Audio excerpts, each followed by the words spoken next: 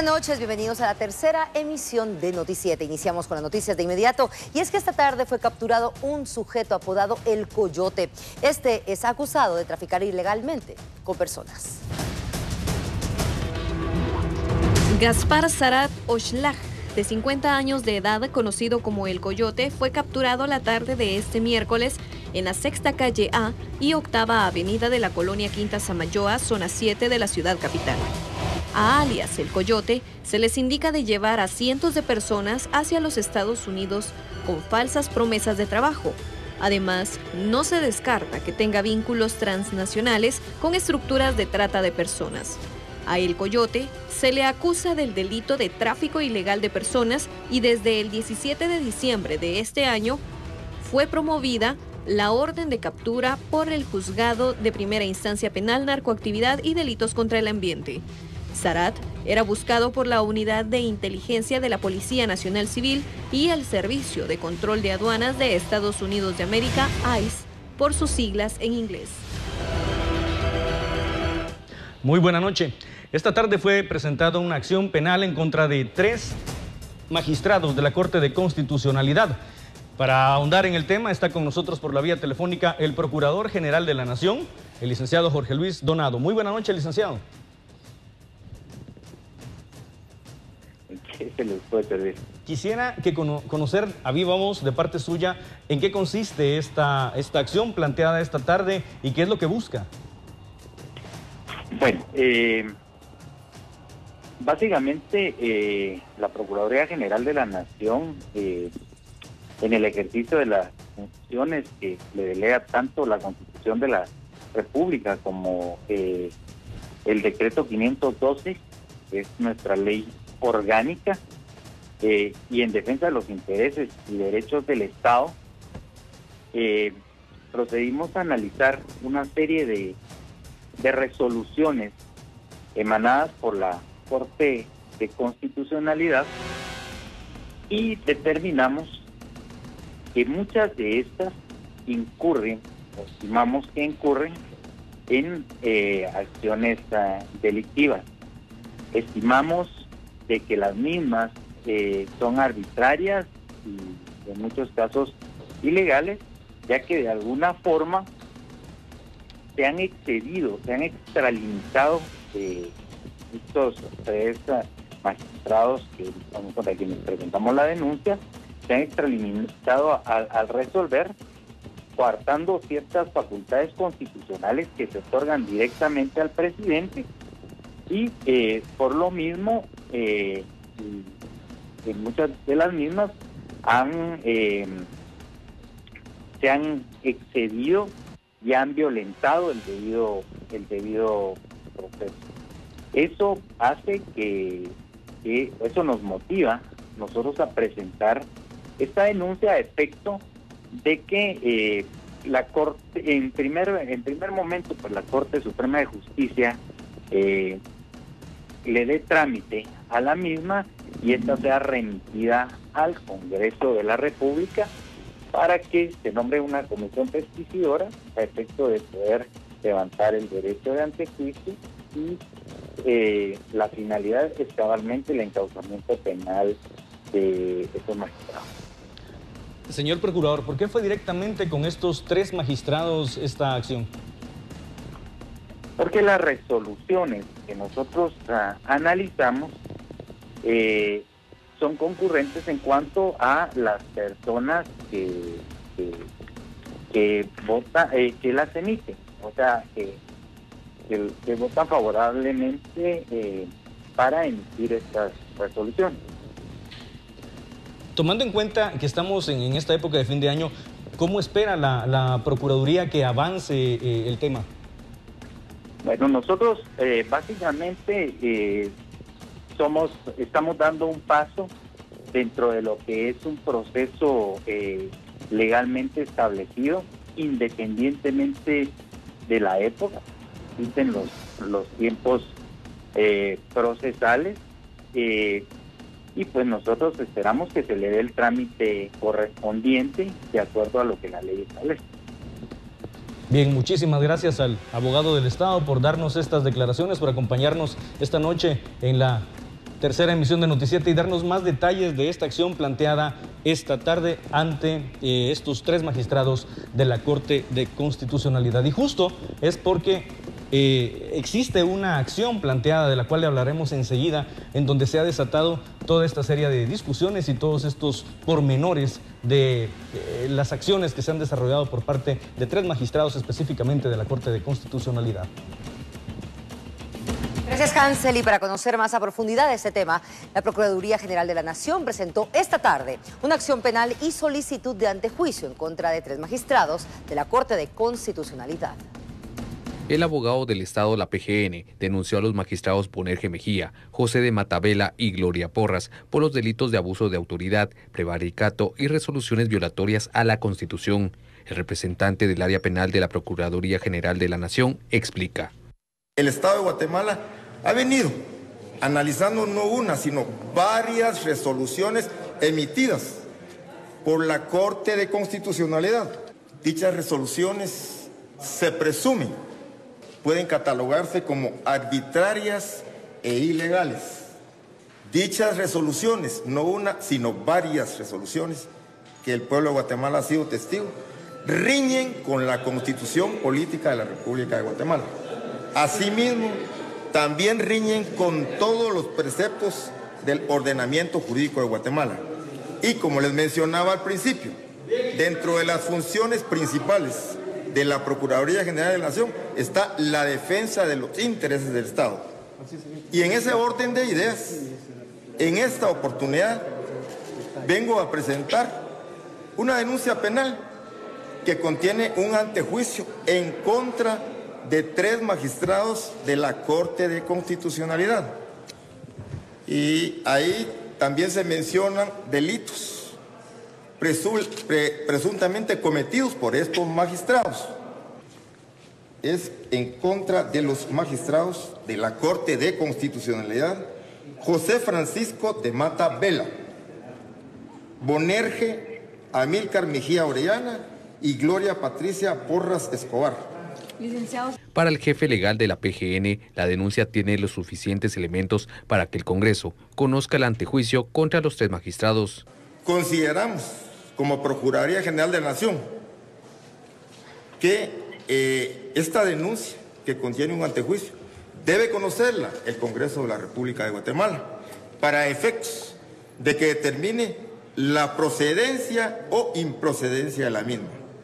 Dicha denuncia, como ustedes pudieron ver, ya está sellada por el Juzgado de Paz y se acompañan todos los documentos de soporte que se consideraron determinantes para darte a conocer lo que ahí se menciona en los 11 folios que contiene la denuncia penal de antejuicio.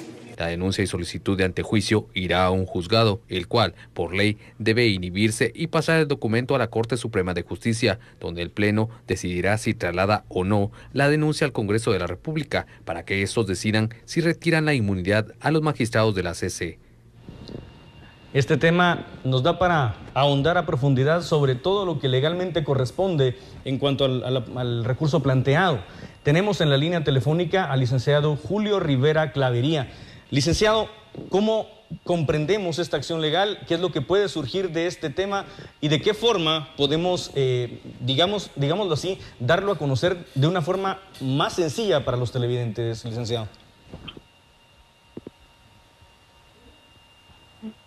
Buenas noches. Yo creo que básicamente lo primero que hay que entender es que efectivamente la Procuraduría General de la Nación tiene el derecho de poder, de acuerdo con su ley orgánica y la propia Constitución de la República, presentar la denuncia, como muy bien lo explicó el abogado colega de la Procuraduría que hizo la presentación de la denuncia en el organismo judicial. Pero lo importante es entender cuál es el proceso. Eso llega a un tribunal, el tribunal lo va a trasladar a la Corte Suprema de Justicia y el criterio ha sido que efectivamente primero revisan si esta denuncia, este antejuicio en contra de los magistrados llena todos los requisitos y no es frívolo o improcedente, y si llena todos estos requisitos, pues lo trasladan al Congreso de la República. En el Congreso de la República tiene que entrar a conocerse al Pleno y 105 diputados, o sea, las 2/3 partes de miembros del Congreso de la República, deciden si efectivamente ha o no lugar al antejuicio.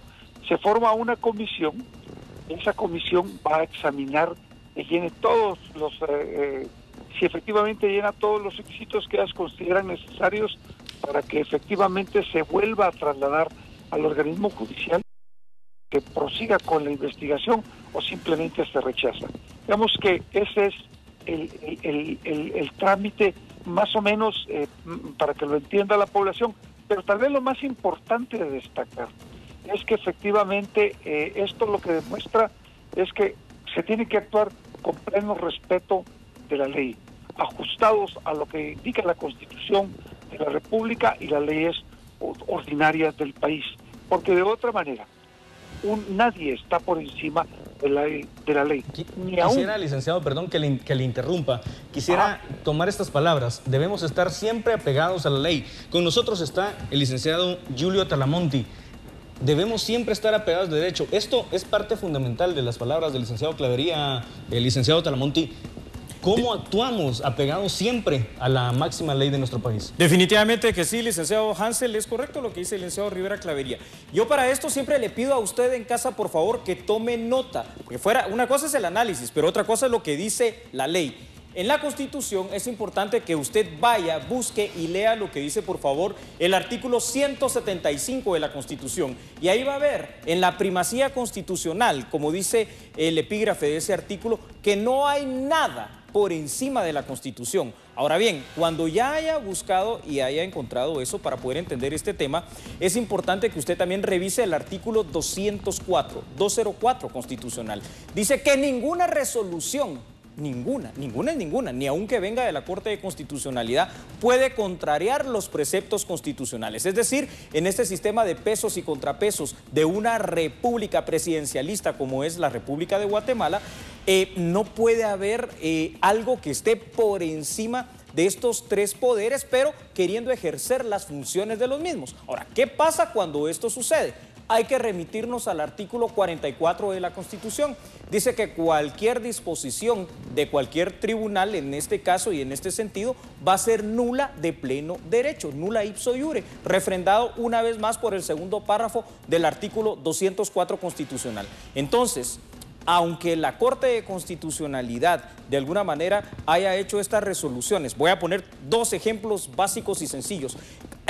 Con relación al Poder Legislativo, recuérdese usted que el año pasado les votó una junta directiva cuando esa es una situación autónoma del Poder Legislativo. Con el Poder Judicial ha votado cualquier cantidad de resoluciones emitidas por los tribunales de justicia y obviamente por la misma Corte Suprema de Justicia, que Suprema solo tiene el nombre ante esta actuación de la Corte de Constitucionalidad. Y luego en el tema del Ejecutivo, a guisa de ejemplo, por ejemplo, tome nota, artículo 183, literal O, donde dice que el tema del relacionamiento internacional solo le compete por exclusividad constitucional al Poder Ejecutivo, donde también la CC ha hecho cosas que no están apegadas a derecho. Y es así como debemos entender esta situación. Por eso decía el licenciado Rivera Clavería, nadie, ni aun los magistrados de la Corte de Constitucionalidad, pueden estar por encima de la ley.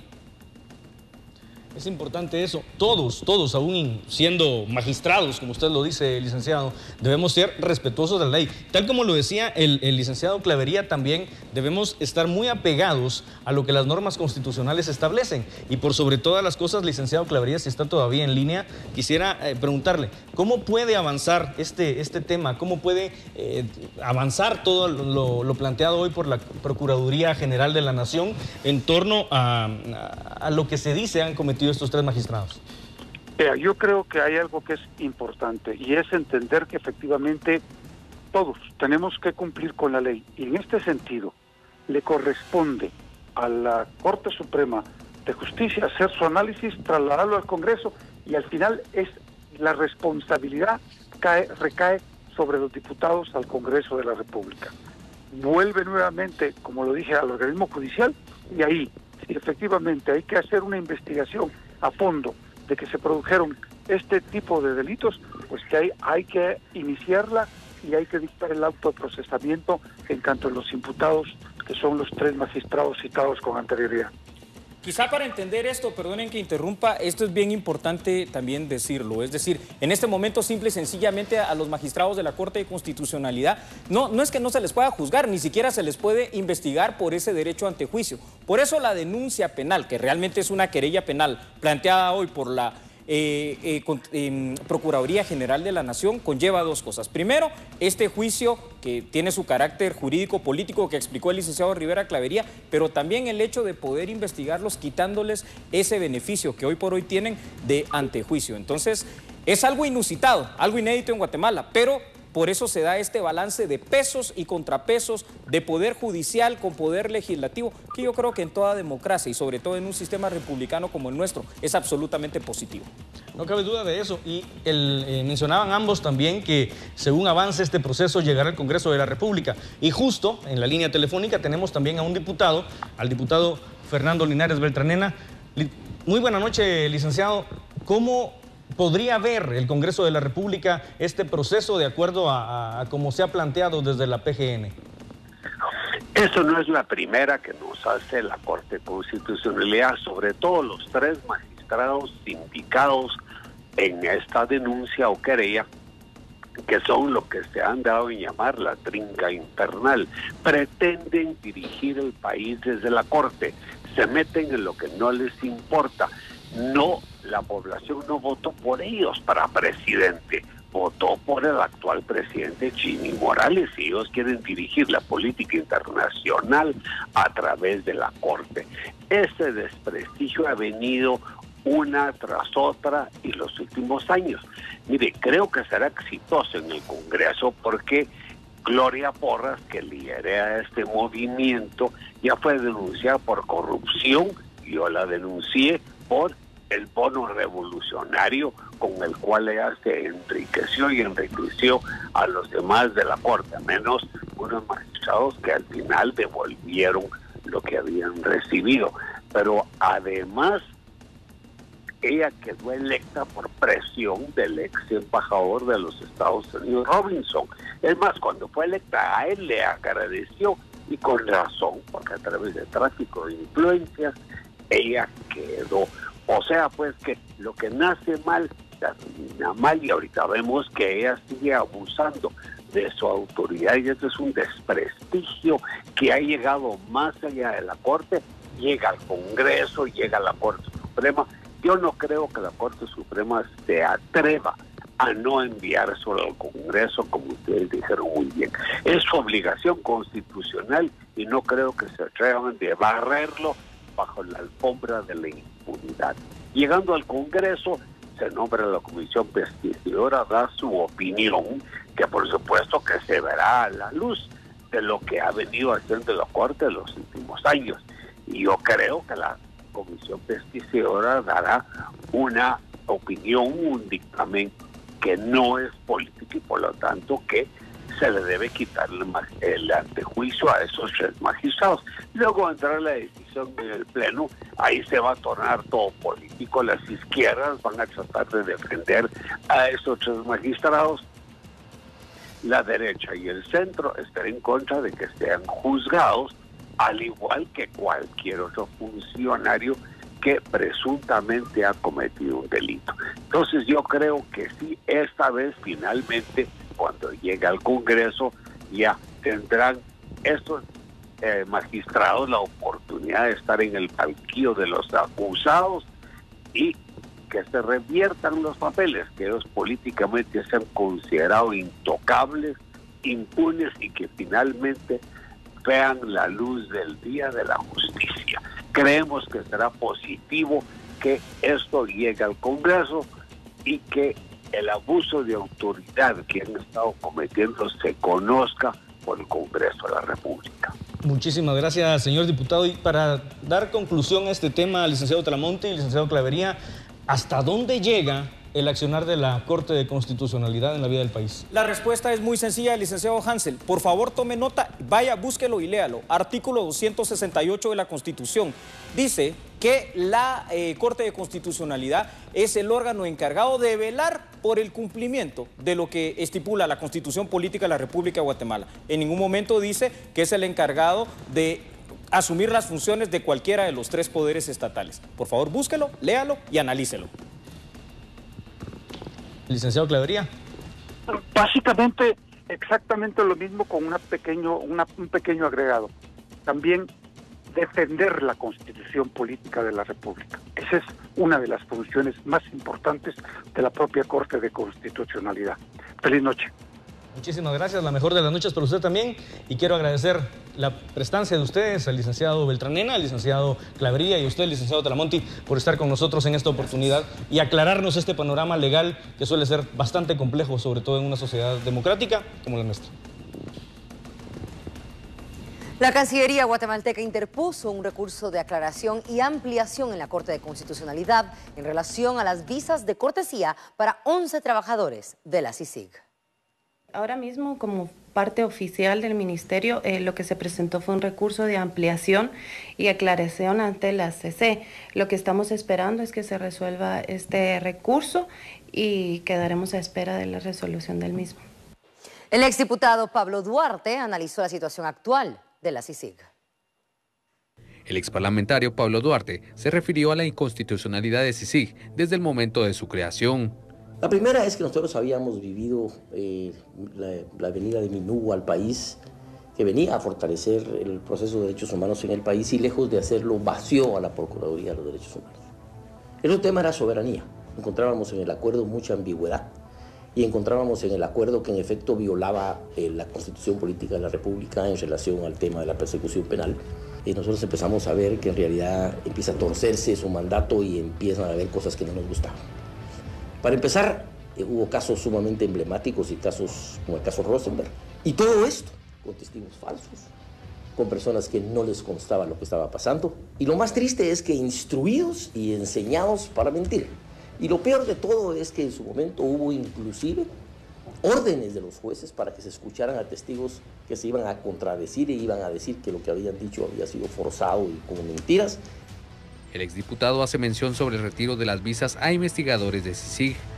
Todos ellos, extranjeros a los que no se les pidió la visa nuevamente, son los culpables de los testigos falsos, de las llamadas telefónicas ilegales, son los capaces de armar casos donde no hay, y por ello el presidente toma la decisión de no extenderle sus visas.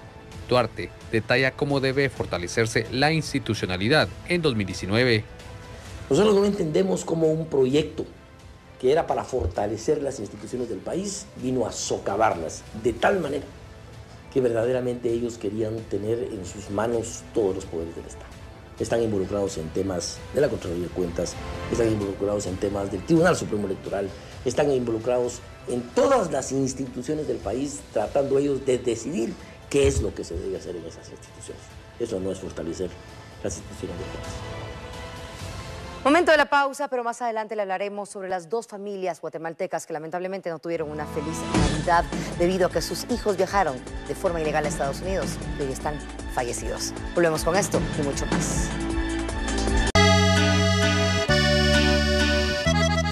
Dos familias de escasos recursos de nuestro país vivieron una Navidad amarga debido a la pérdida de sus hijos, quienes habían viajado de forma ilegal a los Estados Unidos.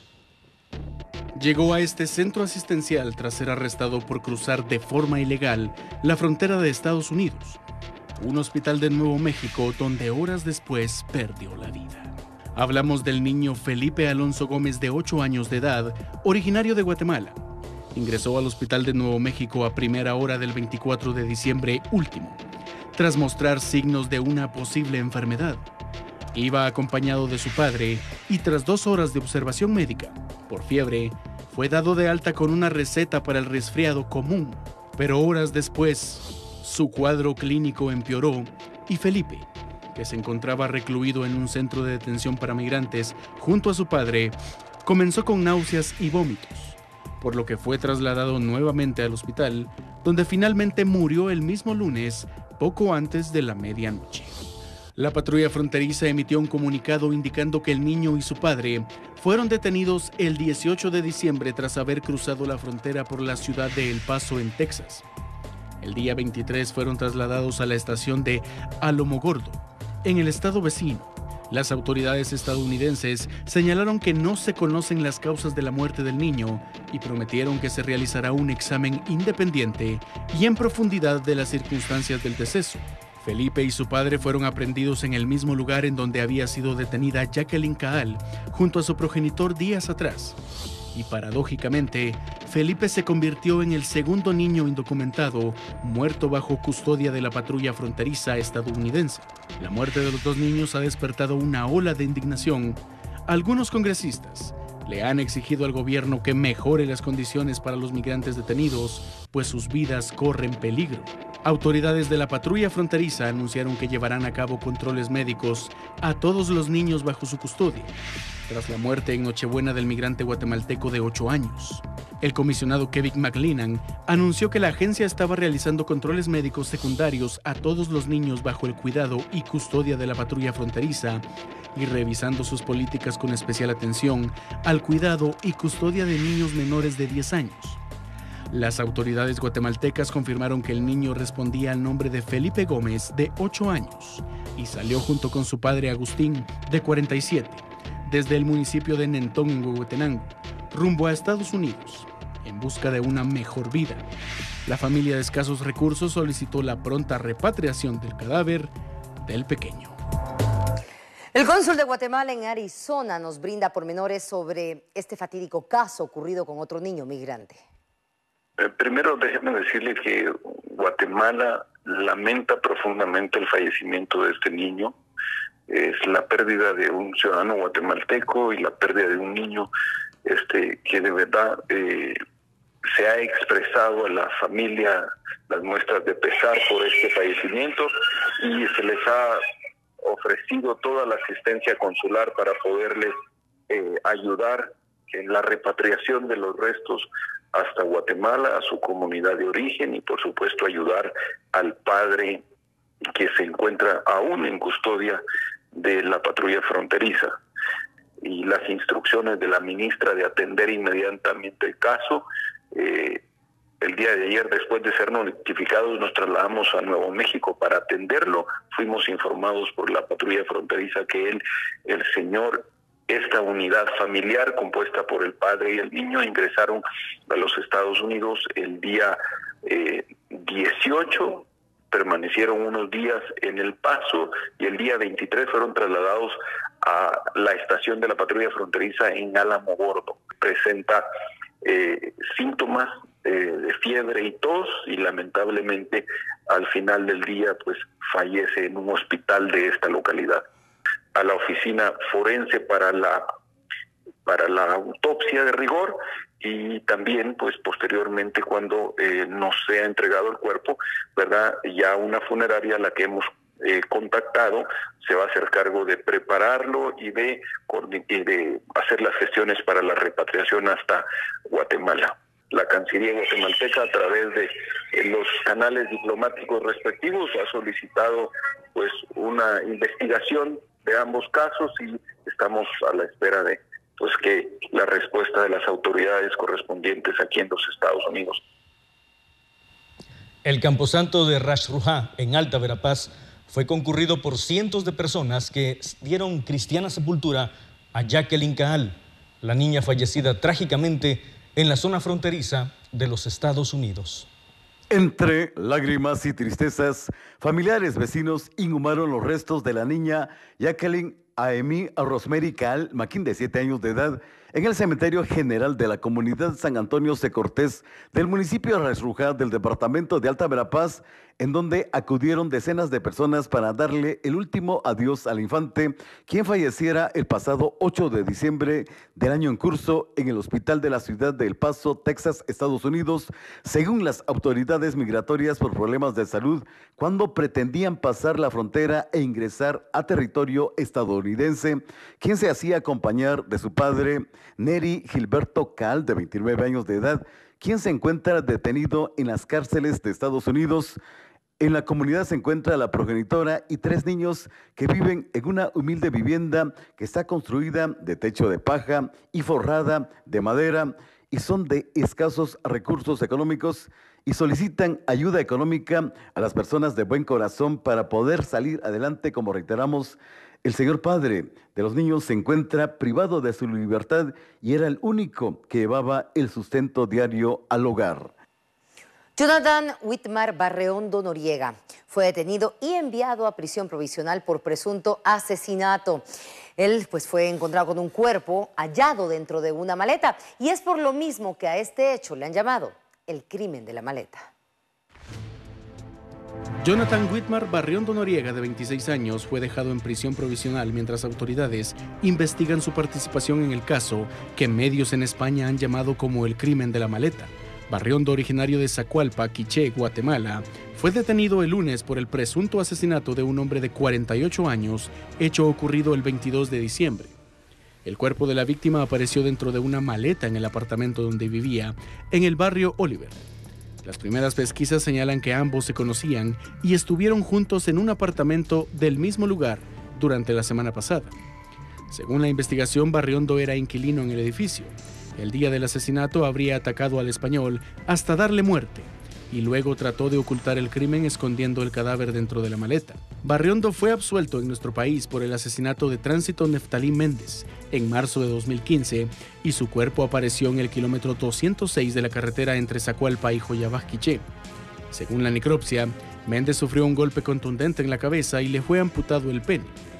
El suceso causó consternación en la comunidad quichelense porque recordaban a Méndez como una persona honorable. La policía sospecha que el nuevo caso sea también de índole sexual, pues la víctima apareció desde...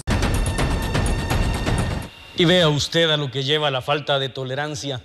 Una discusión por no ceder la vía en el tráfico terminó costándole la vida a un hombre en la ruta al Atlántico.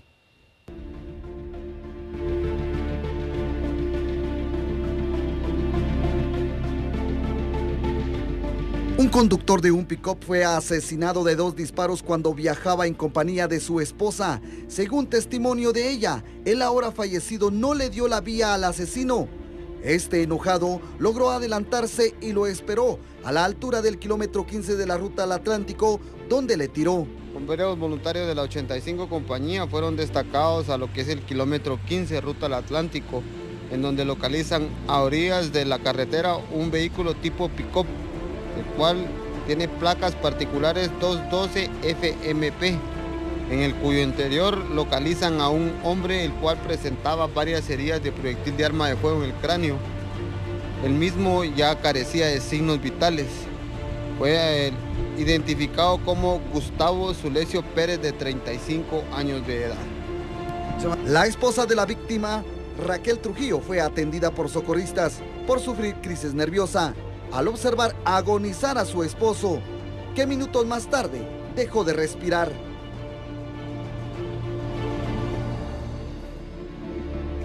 El cadáver de un hombre fue localizado dentro de las instalaciones de un centro educativo en Alta Verapaz. A la morgue del Instituto Nacional de Ciencias Forenses, INACIF, ingresó el cadáver de una persona de sexo masculino de aproximadamente 30 años de edad. No fue identificado por carecer de documentos personales. El cuerpo se encontraba en el interior de la Escuela Oficial Rural Mixta Salac del municipio de Santa Catalina La Tinta del departamento de Alta Verapaz. Hasta el momento se ignoran las causas de su deceso. Sin embargo, este hecho de sangre es investigado por las autoridades correspondientes y establecer realmente las causas de su deceso. El hallazgo lo efectuaron pobladores de la aldea Salac del referido lugar, quienes inmediatamente informaron a las autoridades, quienes tomaron todas las evidencias para establecer realmente las causas de esta situación. Reportó Walter Más desde el departamento de Alta Verapaz. Dentro de un inmueble en Quiché fue localizado el cadáver de un hombre. Este caso está vinculado con un allanamiento efectuado semanas atrás. En el interior de su vivienda, ubicada en la zona 2 de Santa Cruz del Quiché, fue localizado el cadáver de Ricardo Obando Méndez, de 28 años de edad, el cual presentaba golpes provocados por un objeto contundente en la cabeza y otras partes del cuerpo. Horas antes de ser localizado el cadáver, una motocicleta propiedad del fallecido fue incendiada frente a la vivienda de su progenitora, en la aldea Chitatul del mismo municipio. En esa vivienda, hace un par de semanas, fue capturado un hombre durante un allanamiento donde fue localizada hierba marihuana. Las autoridades investigan si estos hechos pudieran estar relacionados. Vea, la investigación preliminar que se tiene, se determinó que esta persona pues ingería licor con otras personas más, que se está tratando de establecer de quiénes se trataba, y que luego de esto pues aparece sin vida en el lugar ya mencionado. Es decir, los antecedentes son de que ingería licor con otras personas y hasta ahí la información que se tiene en un primer momento. Es decir, se manejan varias hipótesis, pero no quisiéramos comprometer la investigación adelantando información que podría de alguna manera comprometer el trabajo.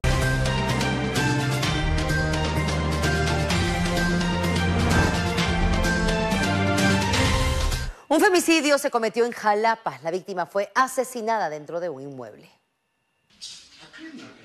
Las Marías, la tarde de este día fue localizado el cuerpo sin vida de una persona de sexo femenino, el que está por establecer en este caso su identidad.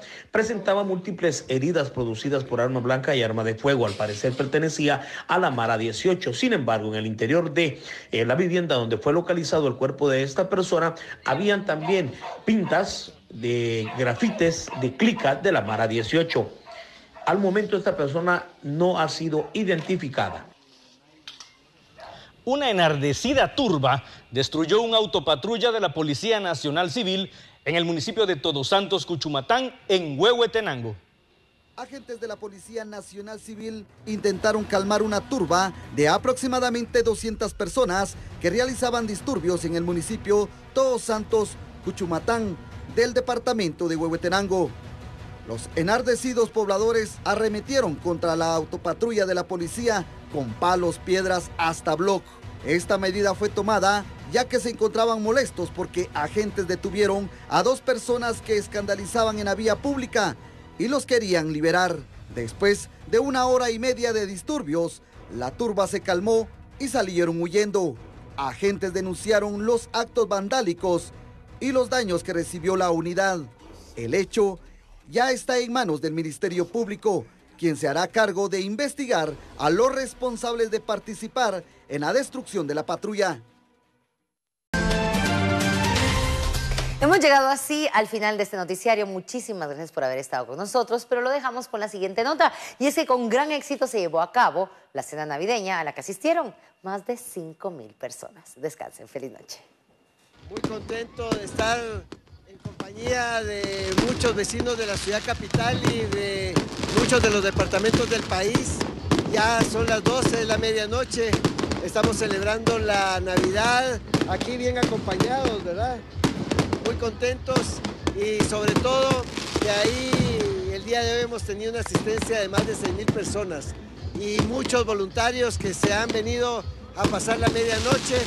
Y es momento también de agradecerles a todas estas personas que han tenido la generosidad de dar su tiempo, de compartir y especialmente de dedicarle al resto de vecinos que no tienen con quién pasar esta noche, estar aquí o haber venido el día de ayer a hacer todo esto y que sea una realidad.